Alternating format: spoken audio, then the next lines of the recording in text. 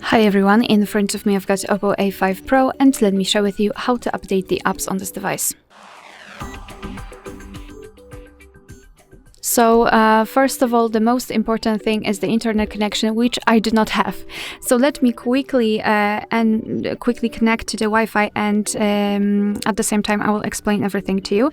So as I said, the internet connection is crucial. You need it. You can use Wi-Fi or mobile data. However, I actually recommend to use Wi-Fi.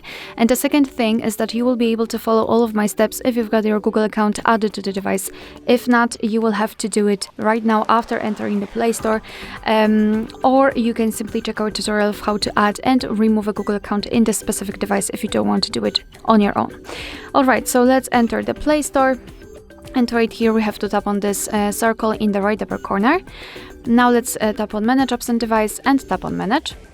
And here we have to tap on Updates Available. And as you can see here, we've got the list of apps which can be updated. So of course, if you want, you can mark all of them.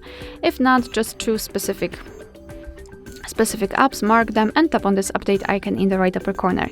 And right now your device will download the updates, and after that they will be successfully installed and automatically updated.